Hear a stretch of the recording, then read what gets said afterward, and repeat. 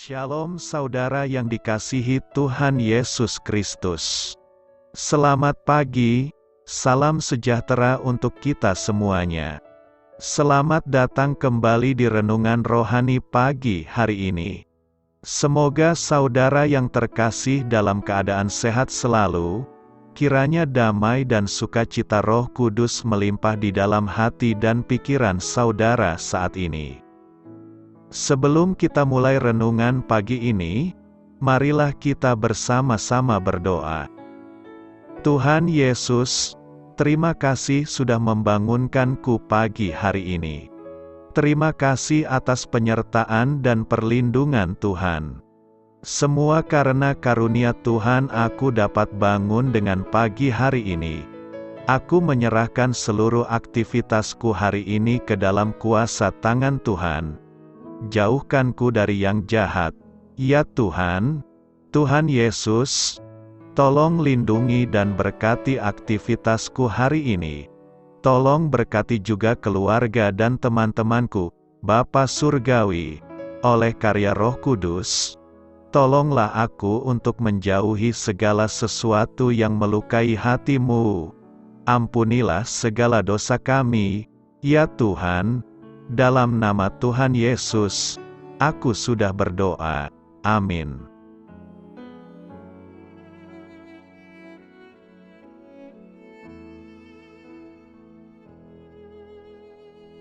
Sahabat Suara Sion, pembacaan ayat emas Alkitab renungan kita hari ini.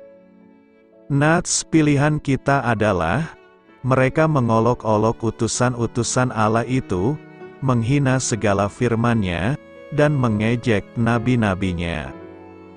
Tertulis dalam kitab 2 Tawarikh 36 ayat 16, bacaan kita terambil dari kitab 2 Tawarikh 36 ayat 15 sampai dengan ayat 21.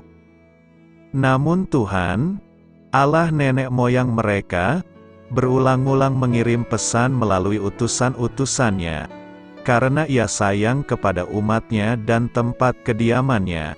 Tetapi mereka mengolok-olok utusan-utusan Allah itu, menghina segala firman-Nya, dan mengejek nabi-nabinya. Oleh sebab itu murka Tuhan bangkit terhadap umat-Nya, sehingga tidak mungkin lagi pemulihan. Tuhan menggerakkan raja orang Kasdim melawan mereka. Raja itu membunuh teruna mereka dengan pedang dalam rumah kudus mereka, dan tidak menyayangkan teruna atau gadis, orang tua atau orang ubanan, semua diserahkan Tuhan ke dalam tangannya. Seluruh perkakas rumah Allah, yang besar dan yang kecil, serta harta benda dari rumah Tuhan, harta benda raja dan harta benda para panglimanya, semuanya dibawanya ke Babel. Mereka membakar rumah Allah, merobohkan tembok Yerusalem dan membakar segala puri dalam kota itu dengan api, sehingga musnahlah segala perabotannya yang indah-indah. Mereka yang masih tinggal dan yang luput dari pedang diangkutnya ke Babel, dan mereka menjadi budaknya dan budak anak-anaknya sampai kerajaan Persia berkuasa. Dengan demikian genaplah firman Tuhan yang diucapkan Yeremia, sampai tanah itu pulih dari akibat dilalaikannya tahun-tahun sabatnya, karena tanah itu tandus selama menjalani sabat, hingga genaplah 70 tahun. Terambil dari kitab 2 Tawarikh 36 ayat 15 sampai dengan ayat 21. Inti dari ayat emas renungan kita adalah, pengajaran Allah tidak selalu masuk akal, tetapi sungguh bodoh jika kita merasa tahu yang lebih baik. Mari kita mulai renungan kita. Judul renungan kita hari ini adalah, Siapa tahu yang terbaik? Mari kita mulai kisah inspiratif. Saya mencintai pekerjaan saya, kata Maggie, seorang perawat yang masih muda. Namun ketika saya memberitahu orang apa yang perlu dilakukan agar ia tetap sehat, tetapi nasihat saya tidak dituruti. Saya pun menjadi sangat frustrasi. Saya tersenyum dengan penuh pengertian. Saya pun merasa demikian saat memulai karir editorial saya. Kata saya kepadanya, saat pengarang tidak memedulikan nasihat saya agar naskah mereka menjadi lebih baik, saya pun merasa frustrasi. Kemudian saya menyadari bahwa hal ini mirip dengan masalah kerohanian. Jika kita merasa frustrasi saat orang tidak menuruti nasihat profesional kita, kata saya, coba bayangkanlah perasaan Allah apabila kita mengabaikan nasihatnya. Dia adalah pribadi yang paling mengetahui hal terbaik bagi kita. Akan tetapi, kita kerap kali justru bersikap seakan-akan kita sudah mengetahui yang lebih baik.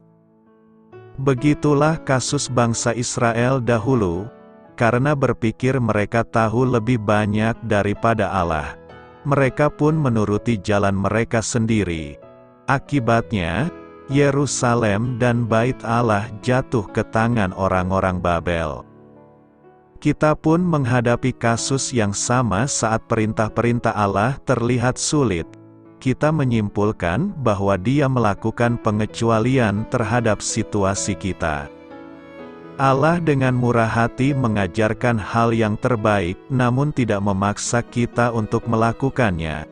Dia dengan sabar menawarkan sesuatu yang benar dan baik, dan mengizinkan kita untuk memilihnya. Allah selalu memberi kesempatan kepada umatnya untuk bertobat. Kepada Yehuda pun, Ia terus-menerus mengirimkan nabi-nabinya untuk mengingatkan mereka akan dosa-dosa mereka. Allah melakukan semua ini karena Ia menyayangi umatnya dan tempat kediamannya. Respons terhadap peringatan Allah itu bermacam-macam. Ada yang memperhatikan peringatan Allah, dan kemudian berubah. Banyak pula yang tidak mau mendengar peringatan Allah, bahkan mengolok-olok para utusan Allah, menghina firman-Nya, dan mengejek nabi-nabinya.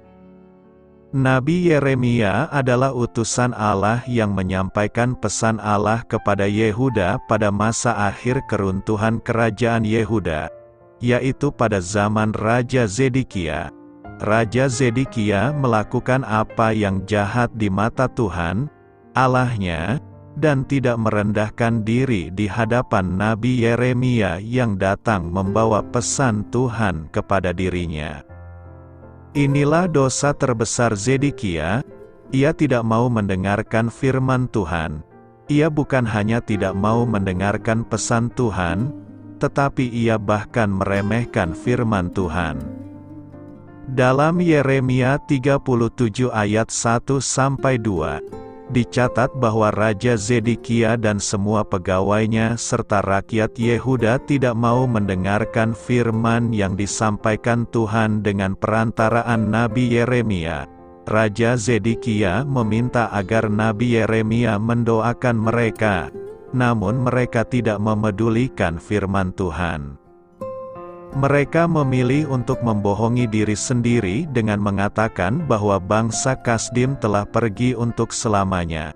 Sikap tidak mau mendengar dan tidak memedulikan firman Tuhan itu merupakan sikap merendahkan firman Tuhan.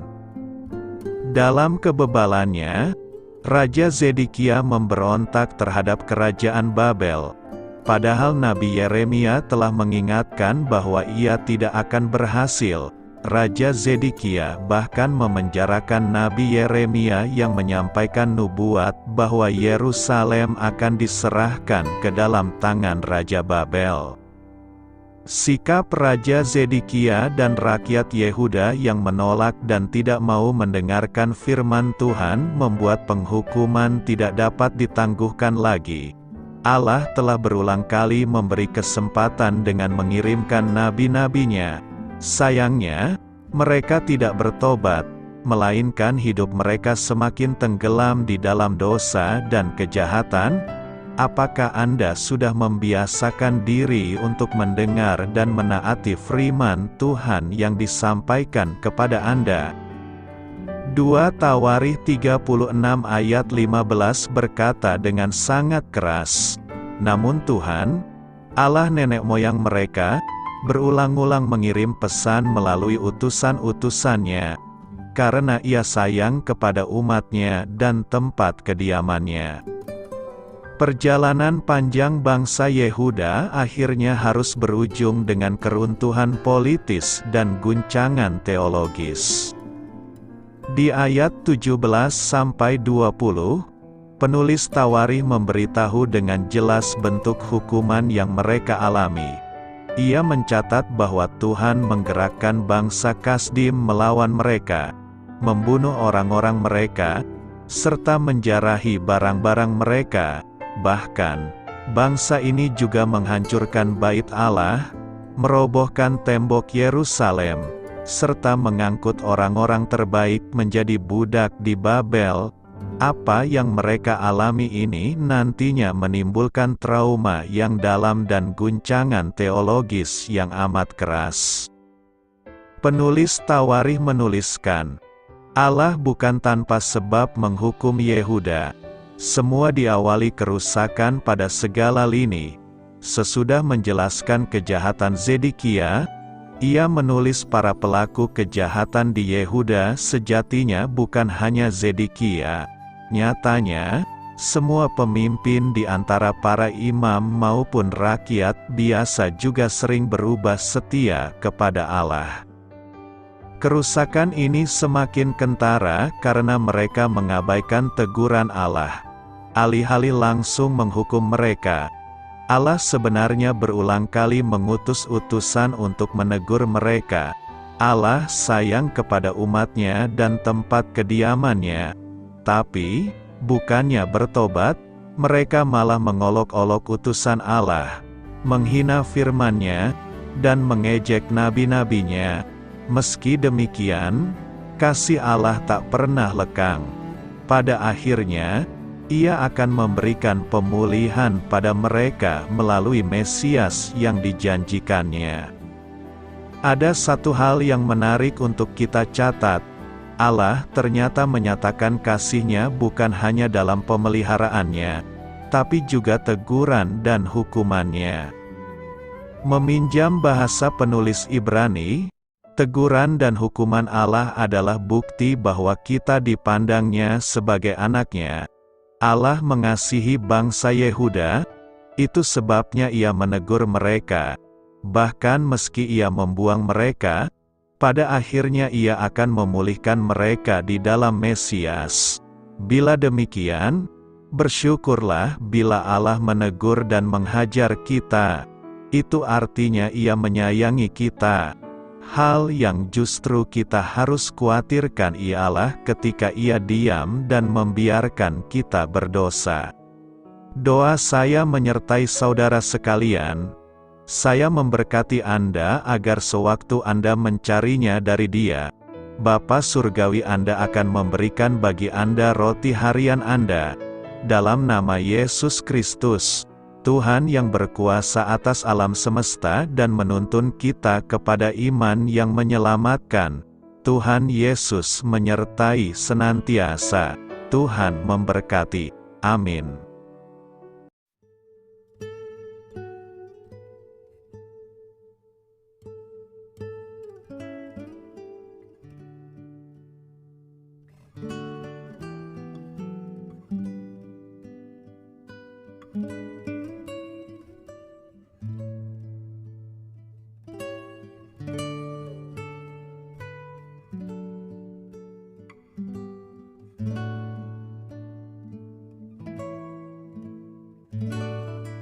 Marilah kita renungkan, sahabat pendengar, demikianlah renungan firman Tuhan di pagi hari ini. Semoga menjadi berkat di dalam hidup kita, dan sebelum kita memulai segala aktivitas kita pagi hari ini, marilah kita berdoa. Selamat pagi Bapa, malam hari telah berganti pagi. kehidupan baru telah Engkau berikan kembali bagi kami.